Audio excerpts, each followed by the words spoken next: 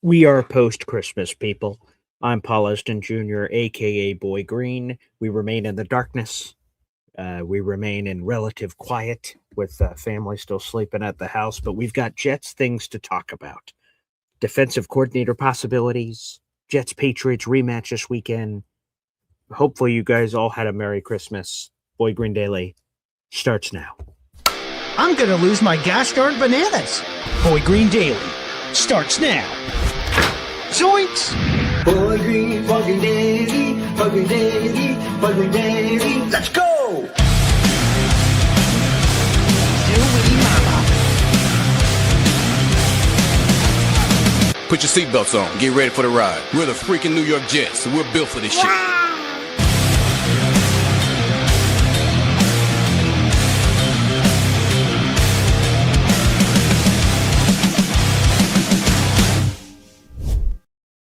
Hey, what's going on, everybody? I'm Paul Eston Jr., a.k.a. Boy Green. I'm the New York Jets digital reporter for Heavy.com. Welcome to Boy Green Daily, a daily New York Jets video show, also available wherever you get your podcast.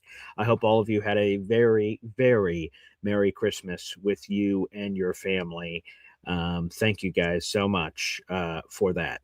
And hopefully you guys, again, all had a wonderful holiday, Christmas, and things of that nature. I see Easy saying, where are the emojis? It looks like your YouTube membership expired, Easy, which is why your emojis are not available. So I believe you just got to hit that rejoin button, which is at the pinned link on YouTube, so you can get your emojis back. Easy. We have a special guest who joins us every Friday. Let's bring him in. Let's waste no more time. It is, despite the holiday, even with the holiday, could have punted, could have taken a week off. This guy doesn't have a week off in his vocabulary, in his vernacular. So let's bring him in. It's Bob Lederer. Hey, Paul. I hope you had a Merry Christmas. Thank you. I did. Did you? We had being Jewish, we don't celebrate Christmas, but we take it very casually. We, as you probably know, the rumor is that most Jews have Chinese food on Christmas. Mm-hmm. Yeah. And we binge watched on television since nobody goes to the movies anymore. Like, we used to go to the movies on Christmas Day every year and see something special, but we just binge watch yesterday. The problem was what to binge watch. Everyone's got recommendations, so we have to pick and choose and such. Listen, before we start and talk about the Jets, I wanted to thank you personally, and I wanted to thank everybody in Boy Green Nation for, first of all, you for having me on a regular basis, and all the great people here. And if I start to name them, I'm going to leave somebody out, so I'm not going to start to do that. But half, I love you. But everybody else as well, Indy and Philly Noodles and my man Devin. Sure. Still owe me, Devin. I'm waiting for the receipts. Yep. And so many of Philly and in Florida, and everybody else. I'll come up with them and thank them personally as they call in if they do, for basically accepting me in the community. Oh, and also to number one Austrian Jets fan for buying me a coffee club membership the other There you go. Yeah, that was very sweet. Ted says Alon is someone that yes, I want to thank Alon for teaching me the other side of fandom. It's true. It's important to know both sides. Yeah. I don't hate the Jets, but never give up on them. Just your love for them is so great, Alon, that you're trying to be helpful every week and every day with your advice and your wisdom about the Jets. So yes, Alon must be given particular notice and such, and I hope he'll call in today. But anyway, everybody who has accepted me, this old guy who can't remember a lot of names from people from 20 years ago. I can remember guys from 60 years ago, but not from 20 years ago. But anyway, I hope that some of the things that I've learned in my, let's see, it is 60 something years of Jet fandom, has rubbed off and made some sort of a meaningful contribution, to the cause. Well, thank you for your generosity with your time on every given Friday, regardless of the calls and the everything. You're always here for the show, so that's much appreciated. And it's funny how things happen organically. A random happenstance interview because of an unfortunate death, which brought us back together over the summer and ended up transforming. People really appreciated the Bob Lederer experience. They wanted to buy another ticket, and they returned. So, I'm glad that this all came together. Which, frankly, I remember the day after I came on for 20 minutes, and you said, "Hey, can you come on again? Because everybody wants to hear more." Mm-hmm. And that really struck me. Yeah, it really made a very big impression on me personally, and it was a very nice slap on the back and a thank you and such that I haven't really heard in a long time about being a Jets fan, as you relate every day as you make your rounds in Oneonta.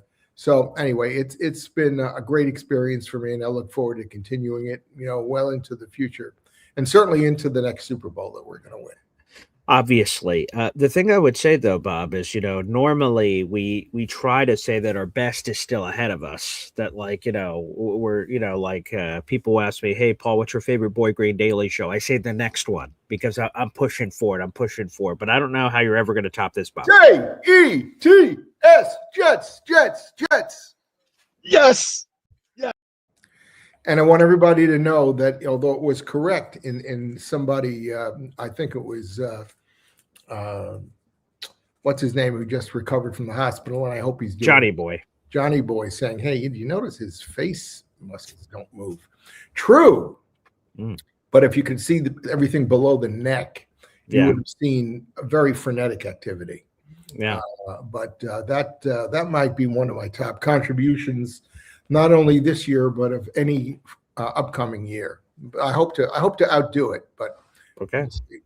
Well, way to set the bar high. That's what we're all about, Bob. Before we go on to the topic of choice, and we'll be talking about defensive coordinator options that are on the table and off the table. I've got to give a shout out to my wonderful fiance for winning Christmas.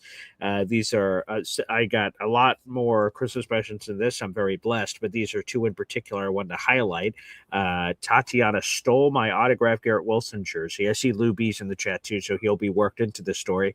But my autographed Garrett Wilson jersey, she kept asking this very weird thing, like, can we move your jersey? Because I had it in a certain part of the house, and she kept saying, "Can I move it?" And I'm like, "Why in God's green earth do you want to move my jersey, lady?" And then she just kept saying, "Well, what if we are having family over? What if they're holding a dish and it spills?" And I'm like, "Oh Jesus, I don't want my jersey to be infiltrated by such matters. Fine, honey, move it to that place you wanted to move it." But she was only doing that so she could secure the jersey and get it beautifully framed. And it's hard to tell in this picture, but there's photos of Garrett Wilson signing all this stuff. I don't have a picture of him signing the jersey, but he's signing someone else's jersey, but it was just right down the street. So anywho, they put all that together. And Garrett Wilson also signed a Jets football for me that's behind this computer. And the only reason I got that is I was with Lou B. Well, the reason I got the jersey signed and football signed is because of Lou B. He hooked me up with tickets to the Jets Giant joint practice. It was an exclusive season ticket holder event, and he invited me out and then brought me to this private area. So shout out to Lou B, where I got to hang out with Garrett Wilson and a bunch of others, and he got the football sign, the jersey sign. That's Lou B's guy, Garrett Wilson. So thank you, Lou B, for even have that possible. And then those sweet ass Jet shoes right there. Ooh, baby, very nice. So delectable. In a way, I think you're fortunate that your fiance knows enough about you and the Jets that she didn't grab your Zach Wilson jersey. Oh God, could you imagine? Right? Hey, look, I got Wilson signed. That's true. Too many Wilsons. Wilson brings me back to Castaway, which is very nice. All right. Well, Bob, let's go to this. Let's go to, and I saw you made some hay on this person's show, so let's give some love to the one and only Jake Asman. He's all over ESPN New York this week. He actually sparked today's topic, and a lot of people, the Jets fired Steve Wilkes. They're looking for a new defensive coordinator. A lot of people are throwing names out there. What could be possible? Ooh, maybe this guy, maybe this guy, maybe this guy. On social media, Jake Asman said, "Hey, Todd Bowles and the Bucs are about to implode. They've lost 6 of their last 7 games. He gets fired. Reunion with the Jets. He loves Aaron Glenn. Makes a lot of sense. Rich Cimini responded to Jake Asman's tweet and said, "No chance, Jake," immediately, very bluntly, perhaps coldly, and said, like, that's not happening. Connor Hughes also chimed in and said, that's not going to happen. But what I appreciated is Rich Cimini on his podcast later in the week explained why he feels that way. And we're going to go to that tape right now. This is from the Flight Deck podcast from Rich Cimini, adding some further context to his response to Jake Asman of why Todd Bowles, folks, he ain't coming back. Now, Jake, I do want to, on a side note, I answered a question on Twitter. You had referred to the fact that the Jets could possibly look at Todd Bowles as a defensive coordinator, and I gave a very brief, perhaps snarky response, and I said not a chance. I didn't mean to be so abrupt with that, and the reason why I said that is because I think if Todd Bowles is fired as the Bucs coach, I think he's probably going to retire from coaching. I think that was his plan all along. I think he landed into a very good situation there in Tampa, taking over for his mentor, Bruce Arians. And so I think he decided to put off retirement. So I think if things were to go south there in the South, in Tampa Bay, I think he would probably retire. I don't think he would go back to a coordinator job, especially not with the Jets. No, I know he really likes Aaron Glenn, but I don't think he would work for Glenn in New York or anywhere for that matter. Fascinating. I know Todd Bowles. He is 62. He doesn't look 62 at all, but he is 62 years of age. But I had never heard of the retirement rumor. So shout out to Rich. I had never even considered that as a possibility if Bowles would have been fired. But interesting, he sort of gets handed this golden opportunity to coach Tom Brady, and then ultimately Baker Mayfield, after Bruce Arians suddenly abruptly retires, he gives it to his old buddy, where he went after getting fired as the head coach of the Jets. I don't blame Jake for it. It's not like Jake was reporting this. He was just saying, hey, here's a possibility. He just threw it out there in the universe. I mean, one of the better defensive minds in football over the last 20 years. Yeah. You nailed it. Now, as a head coach, not sure about those chops, but as a defensive coordinator, you can't challenge that. He was magnificent. He's a big reason that Tom Brady won that first Super Bowl in his first season with Tampa Bay, as Todd Bowles was calling the right stuff on the defensive side of the ball. And Todd Bowles, for those who don't know, is a 3-time Super Bowl champion. He won a championship as a player. He won a championship as an assistant coach, that Tampa Bay team I just told you. And his entry point into the league after his playing days actually was in the football operations staff of the Green Bay Packers. So Brett Favre delivered him a Super Bowl as well. So he's got 3 of those championships on his docket, but it appears that won't be happening. Did you even have any interest, Bob Lederer, in Todd Bowles as a potential DC option for the Jets? So. Okay. I'm more looking for them to get somebody younger with more credentials in a present day. By the way, I also read earlier this week that Todd has some ongoing family issues that he's going to need to pay attention to. I don't know if it's true, but there was some talk about a split with his wife. Oh, wow. I didn't hear about any of that. And, if I'm wrong about that, I completely retract that, but that's what I thought I had read somewhere. So he's got that issue, too, with family and such. And if I were him and living in Florida, would I want to go move into the cold climes of another town? I'm not so sure. And then working for somebody else, when you've been in the league as long as he has, probably the thought of going into a situation here where, as several people have pointed out, and it's probably very true, you would sign up with the Jets, you'd probably not get more than a year contract because who knows what's going to happen. Even though AG's got a 5-year deal, they're not going to give the new defensive coordinator a 4-year deal to coincide with the 5-year deal. Although I think for the right guy, that you should at least consider that. So no, he's not at the top of my list. I think Jim Schwartz has a track record that is really among the present day guys. Yeah. I like the prospect of our former, free safety, who is now the defensive backfield coach with Denver. I think he's interesting. Jim Leonard, yes. And I did bring up something yesterday to you, which we'll talk about. It doesn't have to be right now. Yeah. But Bart Scott threw his name in. Mm-hmm. I don't know if he was serious or not. Yeah. But apparently on one of the SNY shows said, give me 3 months and I'll be ready to step in.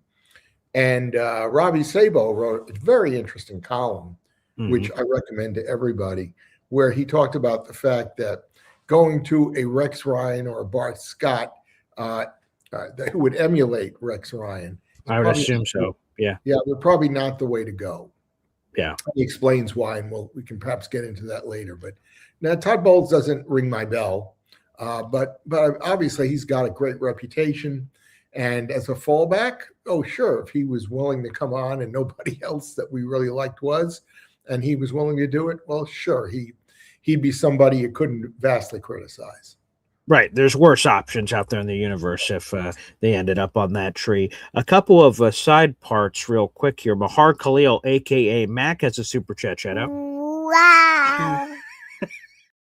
Now, Bob, I imagine we haven't seen this much this season, so we saw the Jet chant. Thank you for being a member for a year. Happy anniversary, Mahar Khalil. We need to see Bob show us his touchdown dance. Again, I imagine we haven't seen that a lot this season. Here's the problem. When you're a veteran of TV or video. Yeah, okay. And I've been doing video since late 1990s, you see this wonderful shirt I'm wearing, and I think it's flannel.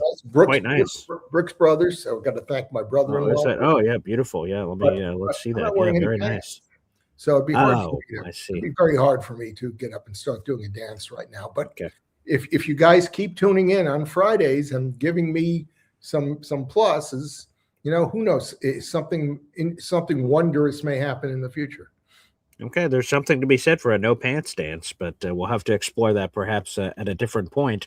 I see Mother Effing Chew gifting a Boy Green Coffee Club membership. That's beautiful. Yes.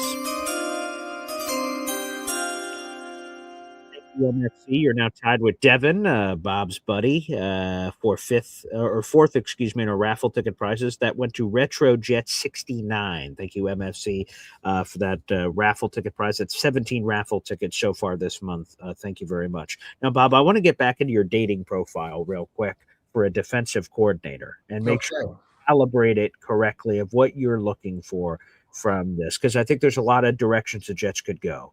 They could go with a older defensive coordinator that's done it for a long time, but just not Steve Wilks, someone else, but in that sort of same vein.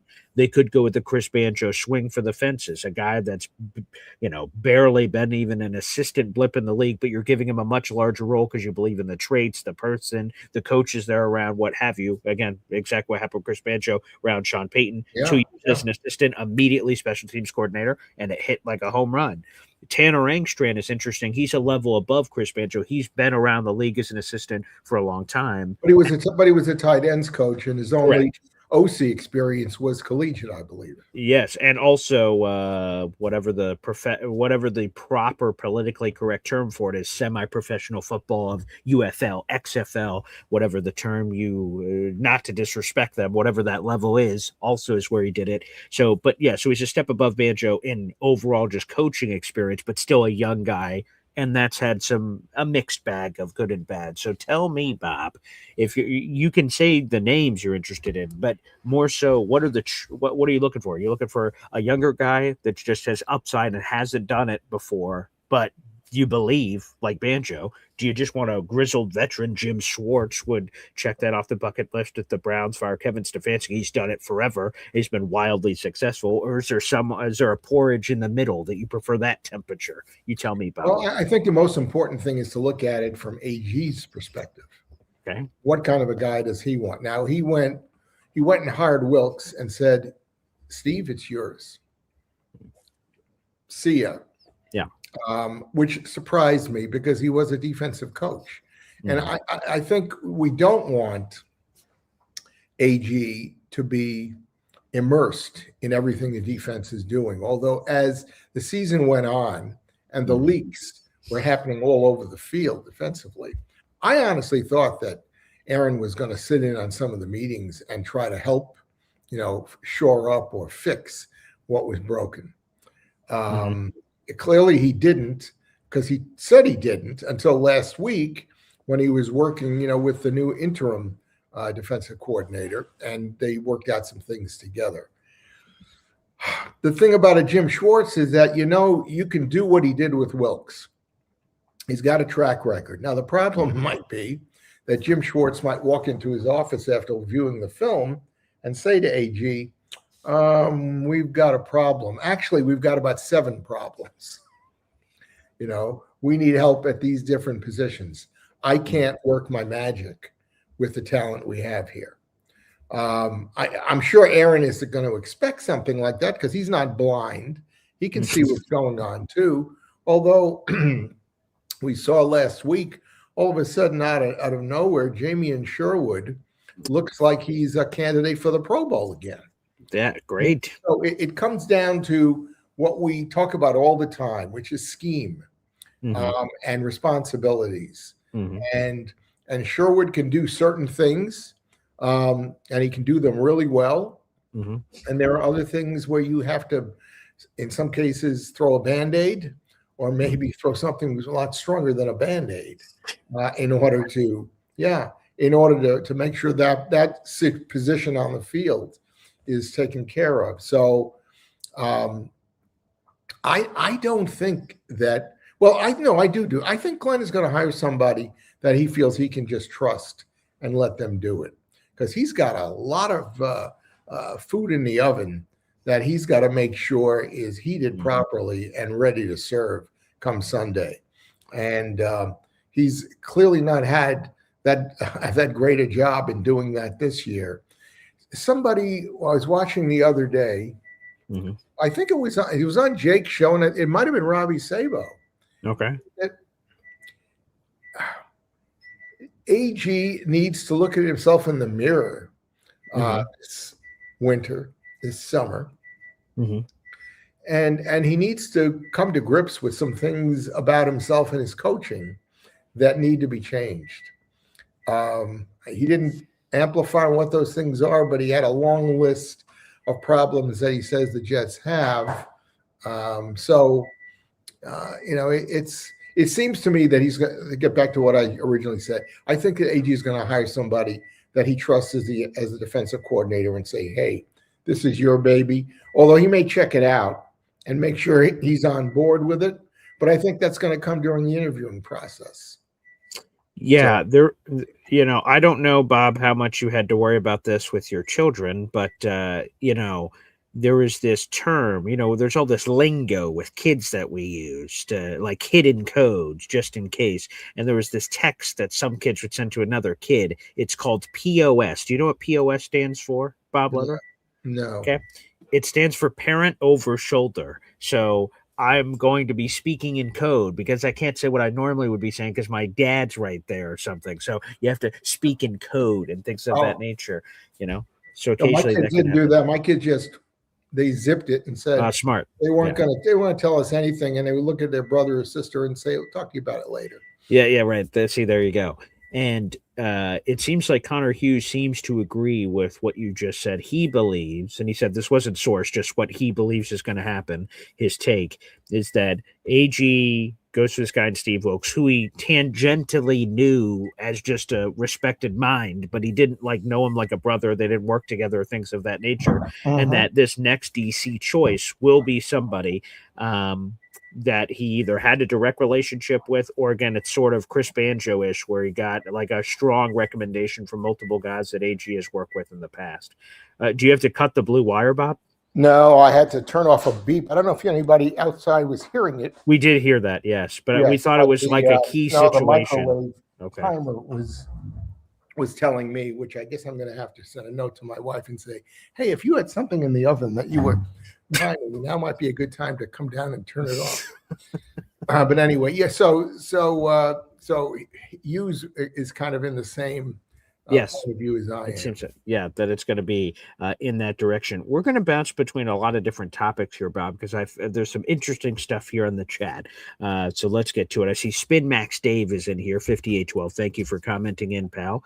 Good morning, BG. Who are we rooting for in the Tank Bowl? So this weekend, the 2-13 Raiders and the 2-13 Giants play each other. Now, they've each attempted to disarm themselves ahead of this game by putting Brock Bowers on IR, Giants benching several players. So they're trying to put themselves in a position to lose better. But who should we be rooting for, Bob? Because both opponents, are in our way, so to speak. So who is there someone you're rooting for to win this game? We're talking about the Vegas Giants game? That is correct, yes. Oh, yeah. I mean, clearly we have to root for Vegas because they need a quarterback. Yes. You laid it out this week, perfectly that okay, yep, I was right. Here comes my wife. Okay, yeah, there you go. My wife says, thank you. You can thank Paul because he was telling us they could hear the beeping from the microwave. Anyway, no, as you said, your number 5 Christmas wish you had for the Jets was that Vegas would win. See, I was watching that Vegas would win the last 2 games of the season. And yes, I hadn't even thought about the last 2 games. I was just hoping we'd get him to lose one of those games. But to win one of those games, I think they got a shot at winning both because Kansas City, although Kansas City played very well last night. Played very well last night, but still, number 3 quarterback. I don't know. And by the way, I was looking up, and Vegas has a terrible defense, and the Giants have a worse defense statistically. I think one of them is 27th, and the other is 30th. Mm-hmm. But it all comes down to the final drives. Yes. The Giants have shown time and time again they know how to turn victory into defeat. It's a special talent, Bob.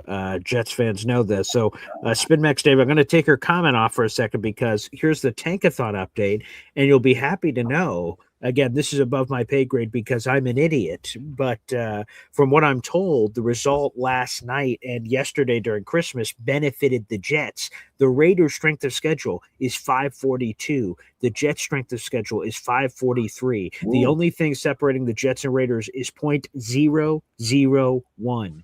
So, long story short, not only do the Raiders want a quarterback and the Giants don't, I am fair to assume. But if we're tied, we would get the nod. Yeah, not yet, but we're close to that happening. If we had the same record, again, the strength of schedule has nothing to do with your own record. It has to do with the teams that you play during the season. Exactamundo. I got a question for you about that. Yes. Okay, sure. The strength of schedule based on the games you have already played those teams, or is it the entire schedule, as you are supposed to play? In other words, is it a week 15 number here, or is it a complete week 17 number? It's your season number of opponents that you've played throughout the entire season. So your specific strength of schedule and how it's affected by wins and losses. And basically they add them all up. The opponents you've played are 137, 138 and 1 or whatever it is. And again, that calibrates differently based on every game because all these teams have played all kinds of opponents and making it. So, but the key is that the Raiders are getting much closer to the Jets. So if the Raiders and Jets were tied right now, technically the Raiders would still pick ahead of the Jets, but the fact that it's 0.001 difference means that this weekend that could change. And if the Raiders beat the Giants, the Jets could leapfrog the Raiders in theory. But again, there's a lot of extra stuff. A member, and here's the challenge, but I'm sure it's doable. Some member of Boy Green Nation out there, has to be a statistical wizard. I hope so. In very short order this morning, can tell us, aside from the direct games that we need to be concerned with. Mm-hmm. Vegas and the Giants, Vegas and Kansas City, etc. What other games should we be watching and rooting for? Right, to affect the SOS. Exactly, correct. Because that's a mathematical equation that takes a college professor to figure out. But if you got the computer and the statistical capability to set up the right equation, I should ask my twin brother. He's an applied mathematics guy. Because that's going to play into it also. I mean, is that an identical twin situation there, Bob? No, he's a fraternal. Fraternal. You look as much like him as I do.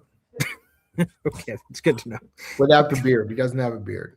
Oh, I see. Yeah, it's That's growing why I back wanted slowly to see but you surely. beardless, because I wanted to see how strong the similarity might be. Would you have been brother?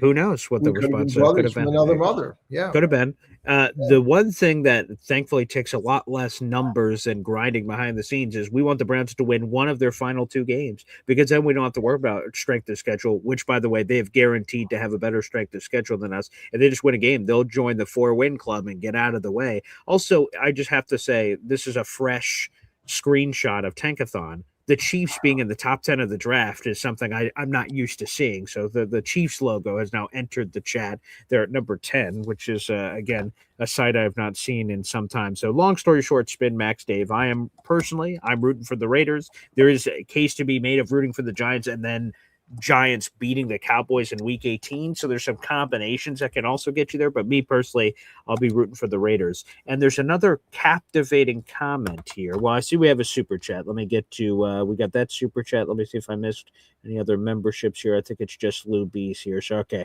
let's get to Lou B here real quick. Lou B, Super Jets fan extraordinaire. Here we go. Wow. Luby asks this. All right, we're getting into the numbers. I appreciate this, Luby. If the Giants win, Raiders beat KC, Browns win 1, Jets lose out, I think we get first or second. Am I wrong? Let's pull it back up here, Luby. All right, so Giants win. They're at 3-13. They have the same record as the Jets. Okay, we'll have to worry about strength of schedule later, but we'll put them aside. Raiders beat Kansas City, so then we'd have the same record. We have to worry about strength of schedule. We'll worry about that later. Browns win 1. They are removed from the picture. So that means the Giants, Raiders, and Jets would all have the same record. So then we'd be in the strength of schedule. So that wouldn't guarantee first or second. It would just, again, there's still some numbers to figure out. But that would guarantee us top 3. So top 3 is a good place to be. And then we'll see. First or second could be possible based on those combinations of things. Again, strength of schedule pending, Luby. So. Yeah, but we're all worried about the Raiders wanting a quarterback. And I think there's a better than 50-50 chance that the Browns want a quarterback too. Yeah, I do too. That's what my gut says. I know there's been people saying, ooh, Shedeur Sanders, but if I'm being perfectly candid, I don't think Shedeur, with all due respect, has shown anything that is like, Cleveland, like we have that fixed. They're 3-12. I think that quarterback is totally on the table for Cleveland. Cleveland is the team I fear the most because they beat us straight up in strength of schedule. So I don't want us to have the same record. We can't beat them in that specific category. So we need the Browns to win one more game, get out of our way, and then it's a toss-up between us and the Raiders. So that's what I'm rooting for. So no, not a so Luby, long story short, not a guarantee to get 1 or 2 based on the combinations of things you said. There's still a strength of schedule element, but it would give you a top 3 pick, which again is still incredibly valuable, of course. So appreciate that. And Luby. I just looked up as you were going through that. How the Browns and the Bengals have fared against each other in the last 10 years. And if you are a Browns fan, it's not a pretty picture. However, when you have what might be the worst defense in the league in Cincinnati, I'm going to look that up to be sure, you're always going to be in the game no matter who you put at quarterback. And by the way, real quick follow up on Luby. He says, "Oh, well, we definitely need the Titans to win. We definitely don't. Actually, our strength of schedule is massive. Yeah, look, 543, 572. This is a current. I just grabbed this seconds ago. So this is an updated strength of schedule. Our gap is massive between the Jets and Titans. So no, Titans. What are about? relevant. But my brother asked me yesterday, what about Arizona? Because they're also. Yeah, their strength of schedule is so terrible. They're at 578, so they have nothing to do with us. So nope. Well, but unless we win a game, if we win, we know we have the same record. Right, we do have the same record. Right, so the only thing that matters is strength of schedule. Right, yes. Let me ask you this, Bob. Do you believe the Jets are going to beat the Patriots at home or the Bills in Buffalo? Only if Aaron Glenn wants to stop the tankathon. And I wonder if Jet fans would even give him credit. So let's say he upsets New England this weekend or upsets Buffalo in their final game in that stadium. Would Jet fans rally and go, yeah, or they go, damn it, you screwed it all up, AJ? Well, all you have to do is look at recent history when we, for reasons that are still beyond me, why we decided we needed to beat the LA Rams in the last game of the season. 2020. When we had the number 1 pick Trevor all Lawrence, wrapped up, and suddenly we let Jacksonville, into the game with us. It's a fair point. Why in all this history has all of this And do happened? you remember that? I was tearing my hair out, little that I had. Well, As I was watching that, what in the world are they doing, taking this game seriously? that is how this YouTube channel started, Bob. It wasn't on purpose, but 5 years ago in September, so we're like 5 years and a couple months old. This YouTube channel, I said, "Hey, you know what? I'm going to host pre and post game shows for the 2020 New York Jets. They went 2-14. I picked a hell of a season to start my YouTube adventures." And I was on. I'll have to go back and see my crazy reactions to both of those contests, beating the Rams and Browns in back-to-back weeks and screwing up our entire tank. That we started 0-14. We were already there. We're like, well, we might as well finish this thing off, boys. And the Jets didn't. They won those 2 games. And I see this question, Reese, saying, what if all the teams ahead of us lose out like we do? Well, they can't. The Giants and Raiders play each other, so it's impossible to lose out. I guess it could tie, and that would throw an interesting monkey wrench into all of this. But let's assume that doesn't happen. Some of these teams play each other, so they can't lose out. Like Titans and Saints play each other this weekend, so there's some of these teams that all can't lose out. But the point is whatever happens, if one of those 2 win teams ahead of us, only one of them can. So my brain's going to explode. One of them lose out, there's no way we could ever pass them, obviously, because of record. So if one of those 2 win teams stays 2 wins, they're going to pick ahead of us. There's nothing we can do. We can't even root, for Joe Burrow to break a fingernail. Yeah, right. Because they have Flacco behind him, who has done pretty well this year. Yeah. If you're looking at a Cincinnati-Cleveland, final game of the season. So, it doesn't look like our prospects of getting the number 1 are that great. And I like everybody else, I don't want to trade anyone, any of our draft capital, if there's any way that we can get the number 1 all to ourselves. So here's the path, Lou B. He says, does anyone know the path to number 1? I'll explain it to you. So the Browns win either of their final 2 games. Okay. They play the Steelers this weekend at home, and then they're at Cincinnati. I think they could win either of those games, but it's more difficult to project because Joe Burrow is playing on one. Pittsburgh hasn't clinched yet. They could clinch on Saturday. The Ravens play, and Lamar Jackson's already basically been ruled out. So if the Ravens lose, Steelers can clinch their division before they step on the field on Sunday. So that game would mean less. I don't know if that means Tomlin would call off the Dogs because it's been a while since we've had this sort of situation, so I'm not sure. But long story short, we need Browns to win one of their final 2. They play the Steelers and the Bengals in the final 2. They win one of their final 2, they're out of the picture. Now let's look at the Raiders and Giants. So 2 combinations can happen here. I think the more realistic combination, probably, even though I'm rooting for the Raiders to win, is Giants beat the Raiders, and then the Raiders beat the Chiefs in Week 18. I think the chances of the Raiders beating the Chiefs in Week 18 are better than the Giants beating the Cowboys in Week 18. But basically, you need them to trade wins. So whichever team, let's say the Giants beat the Raiders, then you want them to beat the Cowboys in the final week. If the Raiders beat the Giants, you'd love them to beat out the Chiefs. That's the path to the number 1 overall pick, and then the Jets are picking number 1.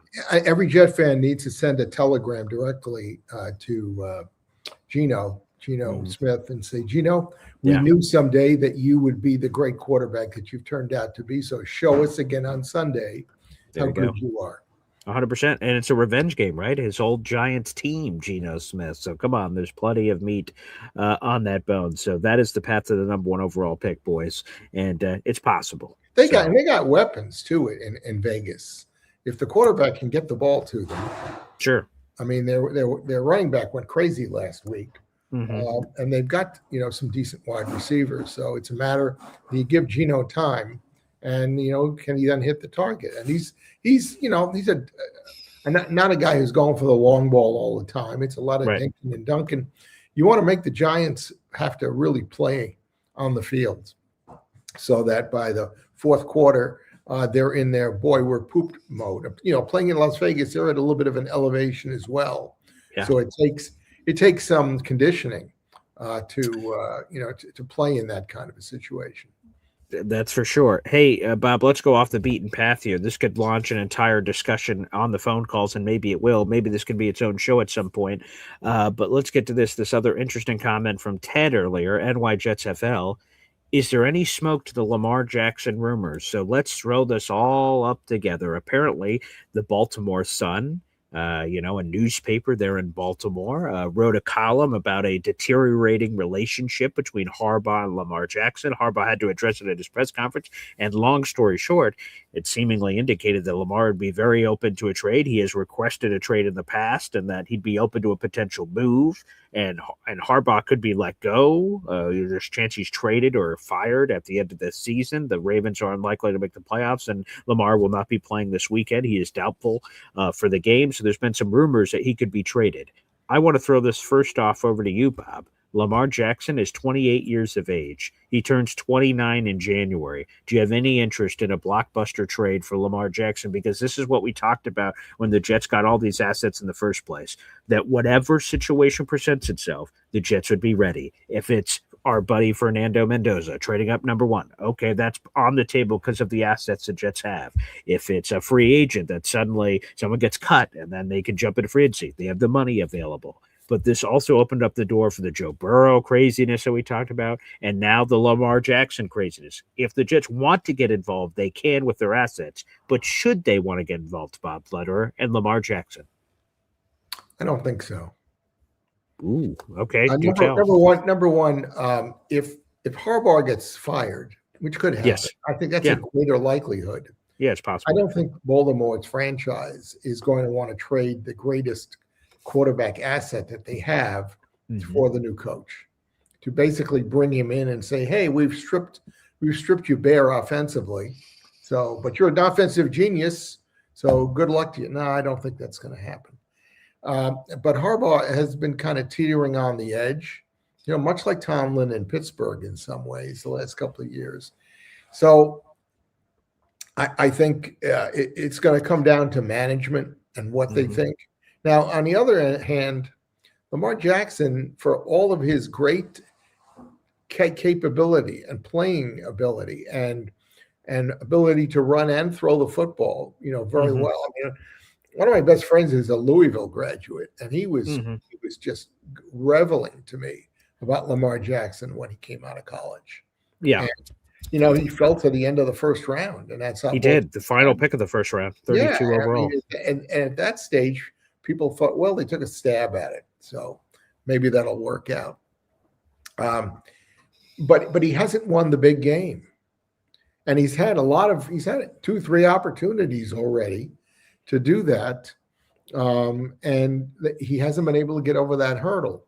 So I look at it and say, okay, would he be willing? Would he be able to do that with the Jets? Well, he might be able to get the Jets to the playoffs, but that might be about it. And that doesn't exactly thrill me. I'm not looking for a Jets team that's going to basically have a tier that says we just want to get to the playoffs. Well, we may be satisfied with that the first year, but we want to use that as the stepping stone to get beyond there. So at age 28 or 29, it also, the immediate thought that I had as you were spelling it out to me, I remember when I first became a football, not a fan, but aware of what was going on. And I remember the New York Giants getting Y.A. Tittle from San Francisco. Y.A. Tittle now is a big name in pro football history. Sure. Before that, he was a very highly accomplished quarterback for the 49ers who never won anything. He came to New York and he led the Giants to Eastern Division crowns several times, but he also couldn't get them over the hump. He couldn't beat Green Bay. And the first pro football game I ever watched was the 63 NFL championship game. And Y.A. Tittle just got buried by the Bears. They just crunched him. And he looked all of his 37, 38 years as the game went on because he was taking a terrible beating. Now, Lamar Jackson's a lot younger than that. He's 10 years younger. But my point there was that Tittle couldn't get a very talented Giant team over the hump. He couldn't help them win the big one. On the other hand, more recently, Matthew Stafford goes from Detroit to L.A., And that's all LA wanted, was to have the highest caliber quarterback they could get, because they thought it would take them to a Super Bowl. And guess what? It did. It worked. Yeah, I would say this on Lamar. Again, for people who's asking, he's 28. He turns 29 in January, so he turns 29 actually in a couple days, if you want to put it that way. Of course, I'm intrigued with Lamar Jackson. He's a two-time NFL MVP, and I look at things slightly differently because, like, you talk about can he get you to the playoffs, but can he win the big one? You can't win the big one until you win the big one. So, like, Josh Allen hasn't won the big one yet. Joe Burrow hasn't won the big one yet. I'll take Josh Allen in a trade if you want to. That's good to know. I'll make an exception. Okay, I'll let the Bills know. There's all these quarterbacks in the NFC that are really talented, but haven't won the Super Bowl yet. So I think the key is you're a really talented quarterback.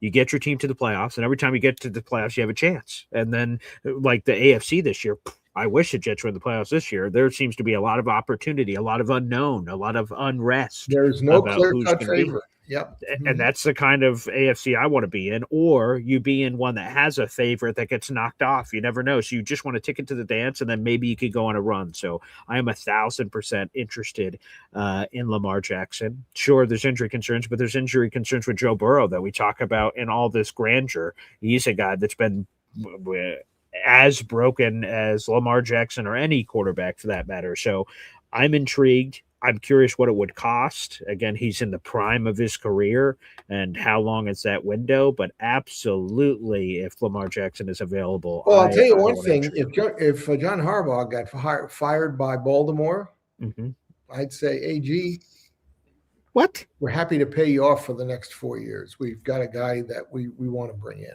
I would rather. I do that in a second. So that's an interesting potential poll. I'll see if I can put it together. But if you gave me the choice, I could have AG with Lamar Jackson or Harbaugh without Lamar Jackson, just whoever the hell he would want, I suppose. I'm taking AG and Lamar Jackson 1,000 times out of 1,000. Sorry, Harbaugh. All right. But you would so presenting that scenario, you have one of the two choices. You could have AG and Lamar or Harbaugh and whoever the quarterback is. You'll take Harbaugh and whoever the quarterback is. I'll tell you why. And that is, we've talked about this before as well. I'd have more confidence in Harbaugh and his ability to bring in a quarterback guru who would work well and help get that young quarterback up to snuff. You said yesterday in your fourth wish, you talked about it was your first wish that the Jets would get an experienced quarterback coach. Oh yeah, that was my one. That was my bonus Christmas wish. I sat there and I was screaming at the TV, on Christmas morning and saying, Paul, you left out the word successful. There's a lot of quarterback coaches out there. You need a guy who's been a successful young quarterback coach. Who knows what he's doing and who you could have all the confidence in the world, as AG might trust his defense to somebody, that you could trust, this hire to come in and basically take control of the situation, tell AG everything he's doing, include him in everything that he wants to do, have him in on every meeting, but basically explain, to AG what you have to do. Again, I'll refer to this article that you and I talked about months ago now, where even the greatest quarterback talents of all time, like Aikman and like Peyton Manning, struggle their first year. And you have to be able to help that kid get over the hump and not lose confidence and not ruin, their footwork, and not get them to do the essentials. I was watching a quarterback guy working with Jake the other day, and he was talking about the kid from Alabama and the kid from Oregon. And with Alabama, his conclusion was he's probably going to need a full year on the bench to unlearn the things that he's been doing instinctively with his footwork and this and that and the other thing. And that's all well and good. And we may end up having to draft that guy for all I know. But you got to have somebody who's going to be able to step up and say in practice every day, run him and get him to do the things he's got to do. So those things become instinctive about positioning of your feet on certain types of passes, rolling left, rolling right. The only thing that he showed about him that I really liked was that he has the ability to scan the field and look in one direction and go to the second option and the third option and even a fourth option. Okay. Which is a very key thing in progressions, of course. Absolutely. Yep. Mm-hmm. Okay. So thank you, Ted. That'll likely spark a lot of conversation. I'm seeing a lot of conversation in the chat about it. So thank you, boys, kindly. Again, we're here on the day after Christmas. I'm Paul Eston Jr., a.k.a. Boy Green. That is Bob Lederer, one of the greatest authors of our time. You can see it highlighted with the special lighting that we worked on behind the scenes to highlight only one book and one book only on my bookshelf over my left shoulder. And that is Bob Lederer's wonderful book. Let's see if I can blow up full screen and you guys could see it. Look at that. Beyond Broadway Joe. Look at that. Ding! Right there. And if you still haven't gotten that special Christmas gift for your loved one, for your young child, your young, impressionable 12 and 14-year-old son. Yes. It's a little bit of risky stuff here. Just skip the Namath chapter and you won't have to worry about the risque stuff. There you go. But other than that, it's a great read, an easy read, and you'll learn a lot about football, not just from back in the 60s, but you'll learn about football and what really goes on the field that if you've never played is important. Hey, just real quick, I just want to make sure I say this after yesterday. I'd like to, it's tough for the Detroit Lions. They didn't make the playoffs. They were eliminated yesterday. And I could only notice the commonality that as soon as Aaron Glenn leaves, the Lions suddenly don't make the playoffs. It's interesting.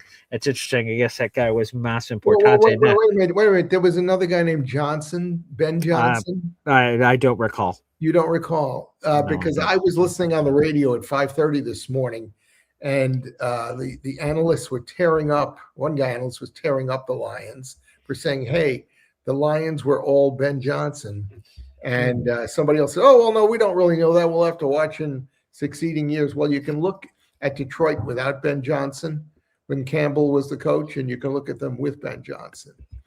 They're go for it all.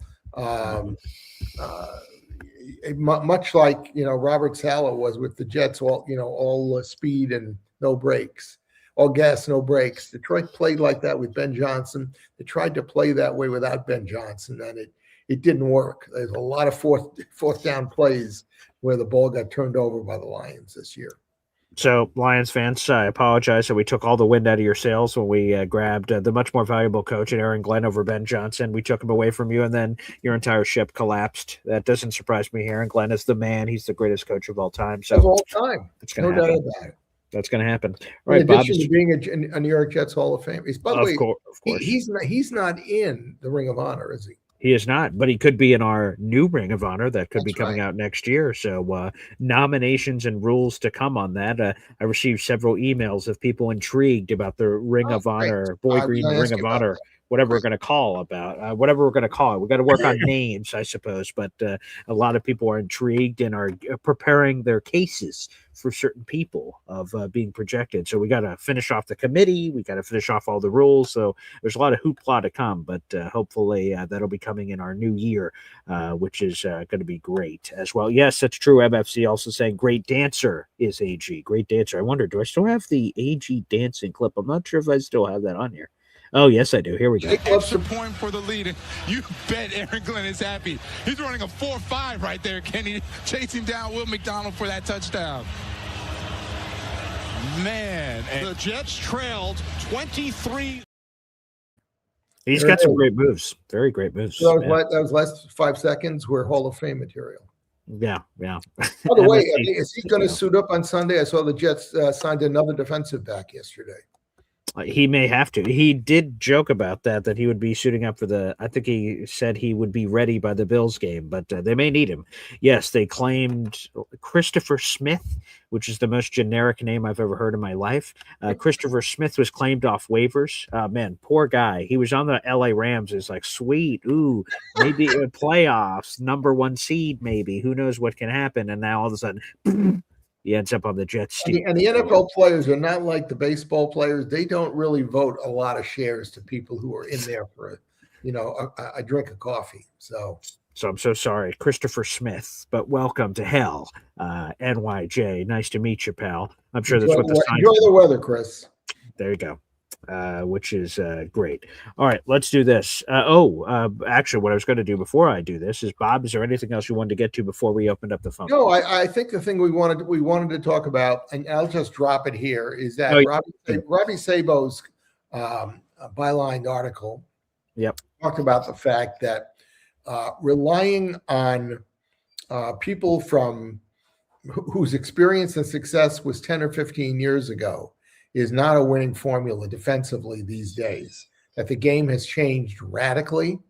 It used to be that you would try to fool your opponent in the days of Rex, and that's what Rex Ryan was known for. He and his dad, who really started it, back in the 1980s, basically wanted to fool you and get you to think this guy's coming or that guy's coming or where is the blitz coming from. And Sabo, in short, and I wanted to read it again to be sure I got it, but what Robbie essentially wrote was, today, it's basically, don't worry about what those guys are trying to do. Worry about the fact they're trying to beat your brains out, because that's what they're trying to do. Every guy on the field on the defensive side of the ball is trying to basically beat your brains out. And physicality has become much more of the emphasis than brain power. Yeah, it's a very interesting headline. Again, you guys can read it at jetxfactor.com. The New York Jets must avoid Bart Scott's correct football wisdom. It's a fascinating deep dive. Bob gave you sort of an overture, but make sure you guys check out the full column, jetsxfactor.com. Bart Scott says in it, he would be the DC. He'd love to be the DC. He said, give me 3 months basically to put together a program. And Robbie basically, in a very nice way, said, hey, what Bart learned from Rex, what Jim Leonard learned from Rex is a completely different world football-wise from what goes on today. Although when you watch, the Jets or any other team that's got bad quarterbacking, you got to wonder, because they can't read simple defenses. As Robbie pointed out on one of other Jake's shows this week, there were things that were done to Cook last week that should have immediately set off alarm bells in his head about what was about to happen. But he didn't read it. He didn't diagnose it correctly. And he's supposedly smart and very savvy football wise. So I think it's a combination, but Robbie emphasized it's, and I think it's probably reflected in the weights, the height, the speed of the players today. It's much more of a physical league than it used to. Yeah, you could make that case, I suppose. The thing I would say, though, is on the Bart Scott DC stuff, is he does a lot of ESPN New York now. He's on all kinds of shows. He's done some stuff with Jake. He's done some stuff with Carlin. He's sort of been all over the place. And I've seen a couple of these clips where it's brought up, oh, they're looking for a defensive coordinator. Bart, would you leave? He's like, I don't know. He's like, my contract's coming up, and then like they're doing some. Oh, yeah, I think he had tongue in cheek when he said, "Give me." Yeah, and then he just they sort of got like past the cuteness, and then got to like, hey, would you really coach? And Bart Scott says, like, I don't think I'm going to coach. I know I'm going to coach at some point. I just don't know when it is. So it sounds like Bart is on it, and that one sort of caught my attention of interesting. Of whenever he gets it up. Obviously, the thing with Bart or anybody in his position would be, who are the guys he would bring in with him? Because that's as critical. You've got so many position coaches and specialists. You've got to make sure you're covered in every one of those areas. Mm-hmm. And that to me has got to be a challenging assignment, to get people that not think, but are going to be able to handle the linebackers, the middle linebacker, as opposed, to the side linebackers. And safe in the time of Beyond Broadway Joe in the 60s, there was no defensive. Well, there was a defensive backs coach. It was Buddy Ryan. He was also simultaneously the defensive line coach. Mm-hmm. And Walt Michaels handled the linebackers.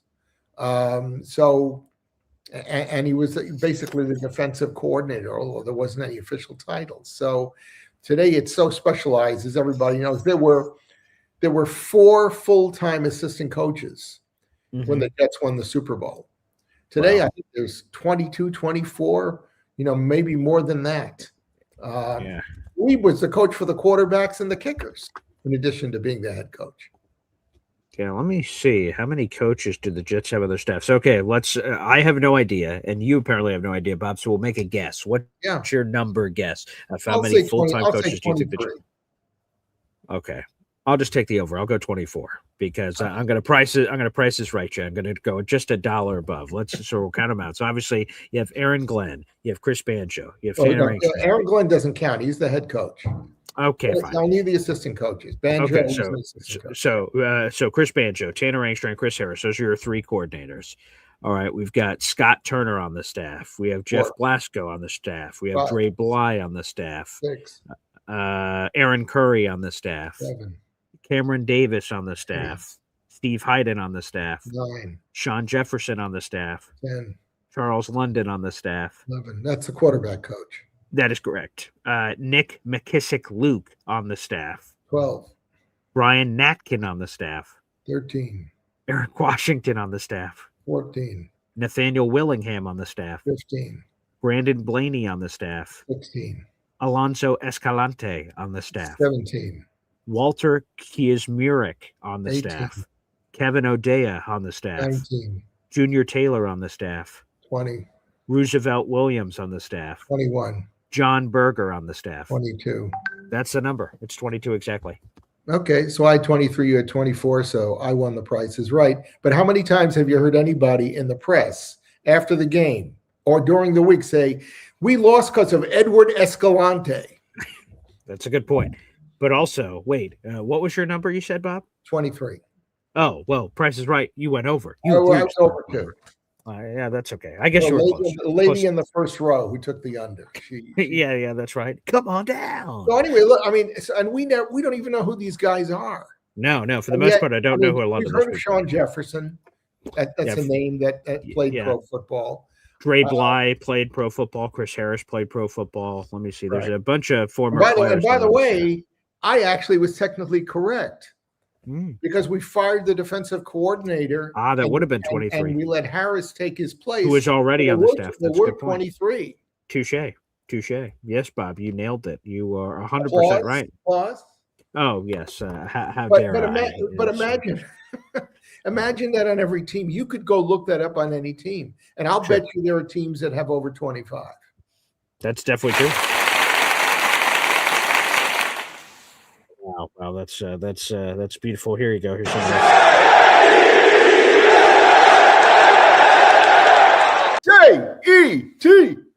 Jets, Jets. Yes. Yeah. That's problem is they don't have enough assistant coaches. Guess not. It's Jets, Jets. I love Fireman Ed too. And I love him. I like him as the quarterback guru. Ooh, a little bit of Chucky action. I can appreciate that. Sure. Number 44. Woo! 44, that's me! Get some cold cuts. Woo! Give me some! All right, Bob. Well, when's the last time you did the icky shuffle? When's the last time you brought that out at a party? I have never done the icky shuffle. No? You should really give that a whirl. If he's not on the Jets, I've never been interested. By the way, I just have to say I'm incredibly disappointed. They recently who did they have in? I can't remember who it was Jameis Winston. So the NFL on Fox crew, Jameis Winston, the Giants had a bye week or something. Yeah. Where they played on Thursday and he got to be in the building on Sunday. They said, "Oh, Jameis, you're famous for these weird celebrations. Here, let's give you some of the greatest celebrations in NFL history. You tell us who these guys are." And they showed Icky Woods doing the Icky shuffle, and he was like, "Yeah, who is this? What's this?" I'm like, "Come on, man! For God's sake!" I mean, if I saw it, I would know. I probably wouldn't remember his name, but he like Billy White Shoes Johnson. Like, you can't. Like, come on, man! There's some. I could come up with the position of the team. I may not have the name precisely. Fair enough. Well, you never know. From minute to minute, I'll come up with a name that I remember like yesterday. But 30 seconds from now, I won't be able to know the guy's name. Yeah. which, and I'll just say real quick, is that a lot of people are now commenting on the staff that maybe some of them knew and some of them didn't know. Insalon says Aaron Curry explains why our linebackers suck. Aaron Curry, unfortunately, was a bust in the NFL, but I liked Aaron Curry. I liked the cut of his jib coming out of Wake Forest. He was a terrific player. It just didn't work out in the NFL. Yeah, So well, worst players can be the best coaches. Yeah, that's but it does not appear to be the case in this particular instance. We do have 300 people in the room, folks. Like the video, that's a free way to contribute to this program and get it in front of other Jet fans out in the audience. So feel free to do so. And again, we're running out of time for your final days for our raffle prizes. Today's the 26th. The final day of January is next Wednesday coming up. It is the 31st, and then we'll move on to our next raffle on January 1st. So folks, feel free to do this. Let me do this real quick, Bob, before we go to the phone lines. I just want to ask everyone in our audience, if you're watching live right now, this is directed at our live audience members, okay? The Jets host the New England Patriots on Sunday. It's the home finale. Folks, just comment yay or nay. How many of you would be interested in going to the Jets-Patriots game this weekend? If tickets fell from the sky and and free parking fell from the sky. Well, we'll put the free parking aside. $120 to park your car? It depends on where you get it from, but I'm sure you could go through it as well. So, folks out in the audience, if tickets drop from the sky, 2 tickets drop from the sky, and you could go to the Jets Patriots game this weekend, would you do it? If you could, so answer if you can make it. If you're in Alaska, then you could just punt on this. Yeah. But if you are you live in New Jersey or you live in the area and you could go, would you go? I mean, so I see a few people. Okay, all right. So keep those coming because there may be an opportunity to pop up here. So okay, I see one yes. Trackhawks ATL. Okay, you're on the yes list. I want to see if there's anyone else involved. If there isn't, we may have a special opportunity live here on the show, Bob, to do something pretty special. Wow. So, again, I see Trackhawks ATO. Is anyone else interested? Drop it in. I'll give you a chance to run to your phones if you're just listening to the show from another room or what have you. So I see a few people. Mr. Fulton says he'll go. Mr. Fulton, I don't know if you realize how far it is from Indiana to New Jersey, and we're talking about this weekend, but I like the cut of your jib. But yes, if there is anyone that would be interested, I see a few people would be. Here's my thought. Indy says he would go with Philly Noodles. Oh, wow. Okay. Road trip. Okay. So I'm going to put this out to the universe. Here's what I want to do. I have 2 tickets to the Jets Patriots game this weekend. I would love to go myself. And if I had season tickets, I'd go every week because I love the Jets. But my family is here through the weekend, so I will not be able to attend. I have 2 tickets to the Jets-Patriots game this weekend. They're in the 200 section. What I would like to do is this. I want to do something special. I want to give these 2 tickets to somebody that will donate Boy Green Coffee Club memberships, but I want those raffle tickets to go to Johnny Boy, who just left the hospital this week, and he's at home with his family, and a lot of people have donated raffle tickets for Johnny Boy. So we can come up with the number in the chat of someone who would take these tickets and use them this weekend would be wonderful. And then we pick some number, whatever it is, 10 memberships. Well, okay, I'll put that in the universe. Whoever donates 10 memberships first will get these 2 Jets Patriots tickets, and those 10 Boy Green Coffee Club memberships that you gift will be donated to Johnny Boy and his raffle ticket total so far this month. And Paul, how long do they have to stay at the game before they leave and discuss? They can do whatever they want. If they want to get them and go to the game for 5 seconds and leave, I guess that's up to them. So if you're out there in the audience and you want to go to the Jets Patriots game this weekend, I've got Lou B says he'll be at the game if anyone wants to meet up. I want to help support Johnny Boy. Exactly, Tony Alexio. So that's it. So again, it's basically we're giving them away for $30 because of those. But that's what YouTube charges, $3 a membership, and send it in. 10 memberships, that's a steal. So I've got 2 tickets to the Jets Patriots game. I will give them away. The first person that donates 10 memberships from the Boy Green Coffee Club. If you're watching on YouTube, you don't know how to do that, hit the money sign. One of the options is gift channel memberships. Gift channel memberships, I'll give you those 2 tickets, and that money will go to Johnny Boy. Pop says it should be 50. Hey, if someone wants to give more, great. Whatever raffle tickets you guys donate will go straight to Johnny Boy for these 2 tickets. So, folks, whoever wants it, Let's go. Lou B is trying to egg No, on. I don't know if into he's going Philly. to call in, but our Yiddish word for the day was going to be mensch. And Mensch. you have captured it. Well, I appreciate that. So, folks, again, we'll keep that going. I'll open up the phone lines. We'll continue the show, but I want to put that offer out there into the universe. Again, this weekend, 2 tickets, Jets Patriots. They're in the 200 section. I don't have them in front of me, but they're on my phone, so I can transfer them immediately to whoever this person is. Enjoy Jets Patriots. Have a lot of fun. It's the home finale. You can meet up with Lou B and do a lot of fun stuff. So whoever is out there in the audience, we'll call it this, a minimum of 10 memberships. You want to gift more for Johnny Boy, that'd be wonderful. All those raffle tickets will go to Johnny Boy to increase his chances of winning this prize. I'd love nothing more than to give it to him. I don't control who wins it, but it would be cool to do something cool for Johnny Boy. So, folks, that is the offer. It's out there in the universe. It sounds like a few people would be interested, so take full advantage. And if you guys, for some reason, don't have access to YouTube membership gifting, you guys can PayPal or Venmo me. My PayPal and Venmo handle is at the end of the scrolling ticker. It's at BoyGreen25, BOY Green the color 25. If you prefer to do it that way, feel free to do so. I'll try to keep an eye on my phone just in case. So, folks, let's try to do something nice for Johnny Boy if we can out in the audience. While we await for that to potentially happen here, Bob, let's take a quick time out, and we'll welcome in phone calls next here on Boy Green Daily. 1, 2, 3. Whoa! Boy Green, Boy Green Daily, Boy Green Daily, Boy Green Daily. Talking Jets football, man. All right. Boy Green Daily, Boy Green Daily, Boy Green Daily. The New York Jets Football Club.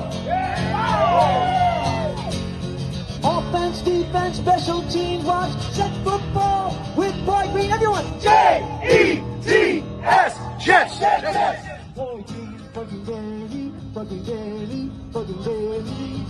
Talking Jets football, man. All right. Boy Green Daily, Boy Green Daily, Boy Green Daily.